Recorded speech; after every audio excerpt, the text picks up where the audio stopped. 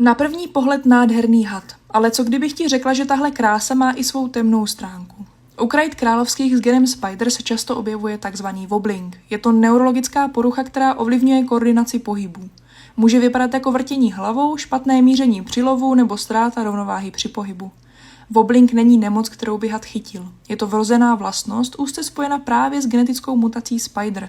Ta ovlivňuje nejen kresbu šupin, ale i vývoj částí nervového systému. Pro některé jedince je wobbling mírný a žijí zcela normální život. U jiných může být výraznější a ovlivňuje krmení i běžné fungování. Od roku 2018 je chov krajce se Spider-genem zakázán v celé Velké Británii. Proto je důležité vědět, co tento gen způsobuje, umět rozpoznat projevy a přizpůsobit péči. A hlavně mít informace, než se člověk rozhodne takového hada pořídit nebo chovat. Sdílej to dál, ať má víc lidí správné informace o Spider-genu.